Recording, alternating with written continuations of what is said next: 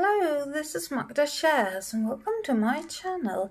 First of all, I wanted to thank for all the cordial opinions and messages that you have sent me so far. It's so uplifting. You can't even imagine what that means to me.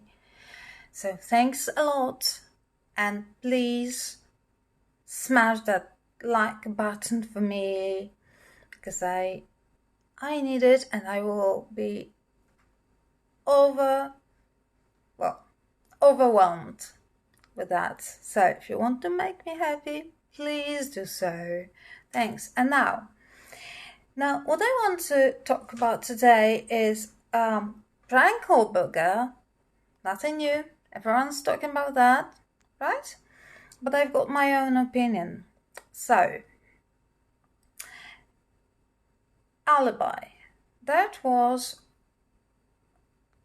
last week's hot topic because he was supposed to reveal his alibi, which he didn't.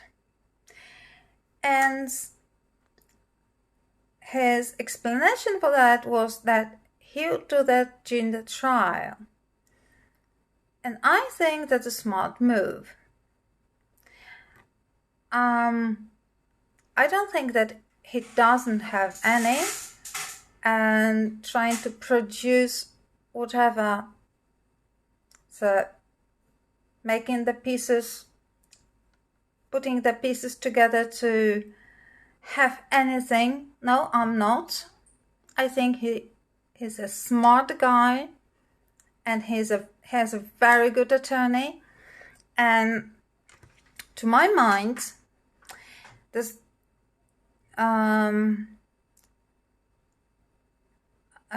the situation is like that. They've been asking the prosecution to reveal the evidence, to no avail. Why? Who knows? They should, because Brian's team should be preparing for the trial. And how can they do that without having evidence in front of them? So, since they are so stubborn, why shouldn't he? So he's playing their game. And that's clever. That's clever. That's a very clever move on his part. So, if you are not revealing what you've got, I am not revealing what I've got. If I'm supposed to find out during the trial, so are you. For a game. Why not?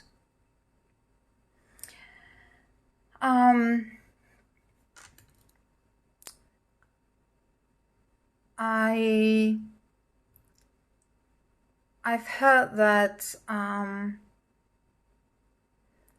one of the survivors is going to file a suit against Brian. I don't know what's going to be based on, but she is the one who's got the exculpatory evidence, allegedly. Well, if she has, she'll have to reveal that. Because, as I told you, I don't buy that the only evidence that there is, which is the sheath, I don't buy that. And apart from the sheath, no blood, no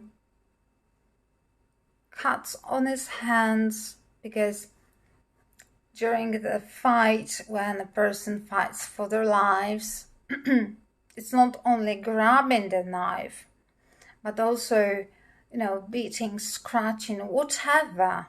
It's a fight for the life. Anything can happen.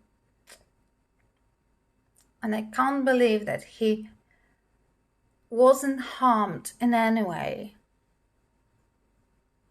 Still, there is no connection between 1122 King Road and Brian Kohberger. No. And the sheath? That's nothing. That's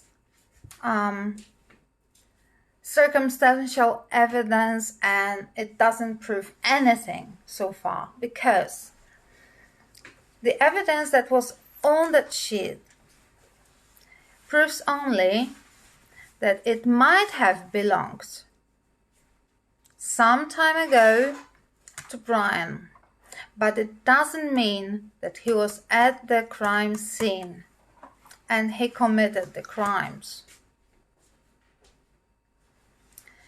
And then came back home in a clean car, clean clothes, and having absolutely nothing on himself and in the car as far as DNA is concerned. No one will tell me that this is a normal situation.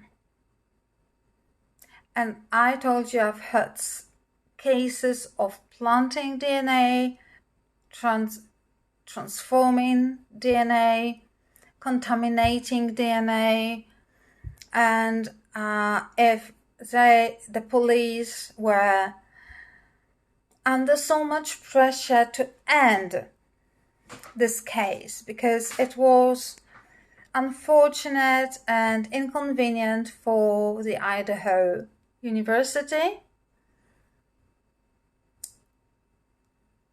they had to have someone.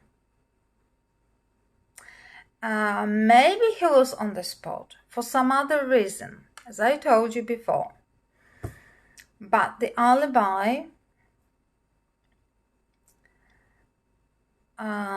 whichever it is, I will find out during the trial, I suppose.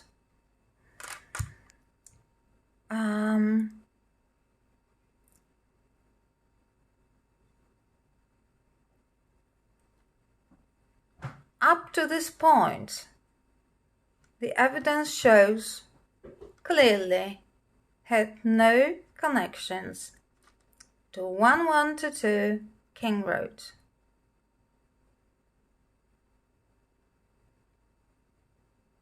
And the police state that.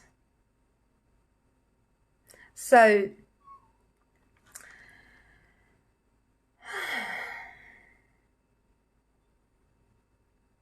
how come that he was charged with a quadruple murder with no connections, no DNA found anywhere else, but on the sheath in the house, so on one object only? That's so far stretched, I can't make sense of it. It doesn't make sense. Other than someone's going to frame him. And he somehow maybe suited their idea.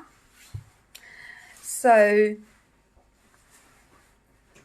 once again, maybe just maybe, this is my opinion, he's just a victim in this situation, because at the very beginning, which was unfortunate, he was called a person who committed the crime. So he was without the idea of innocent until proven guilty. He was already spotted as somebody who was guilty. So how come? How come? It's like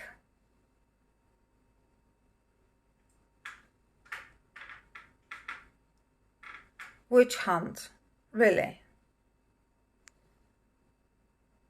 And the real perpetrator might be somewhere out there. The phone calls made in the morning by the survivors, they were phoning the friends. They didn't phone 911, which I think in that situation would be just automatic. We don't think to call all our friends. We think of calling 911 that something has happened and we need the help. That didn't happen in that case. Why?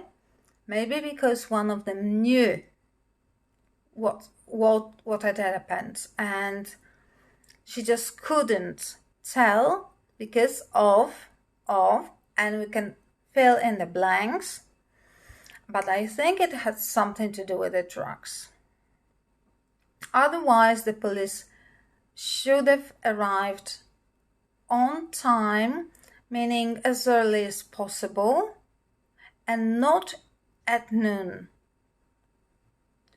So it just looks like those who survived had something to hide, definitely, because it does not make any sense, and that's the only possible explanation. Remember, if you have excluded everything that's possible, whatever remains, however improbable, must be the truth. And who said that? Holmes. So whatever remains, however improbable,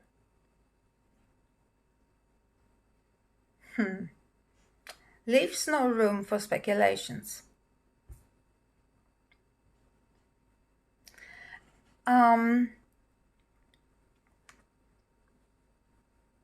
If they were absolutely clean and not afraid of anything, this 911 call would have been made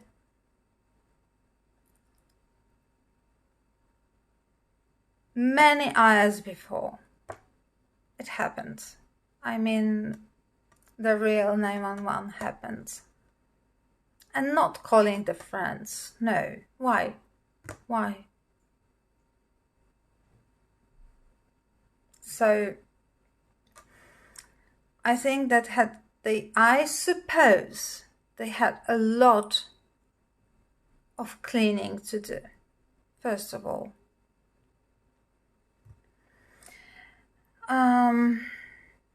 This is stranger than fiction, really stranger than fiction. As one of them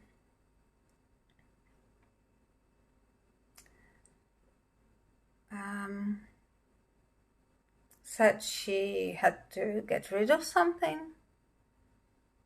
What? What could that be?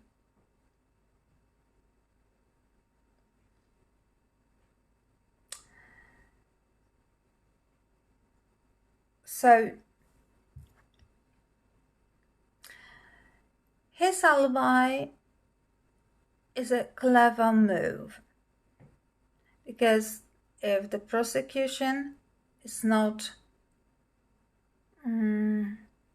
honest and is plain dirty, so why not do the same? He's absolutely entitled to do the same.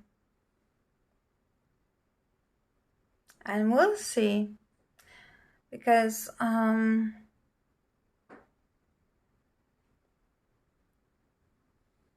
this somehow entitles him. The prosecution's behavior somehow entitles him to act the way he does right now.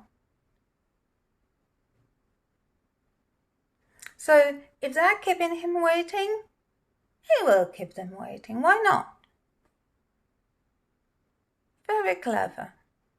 I'm in favor of that. Really, I command him. I command his team.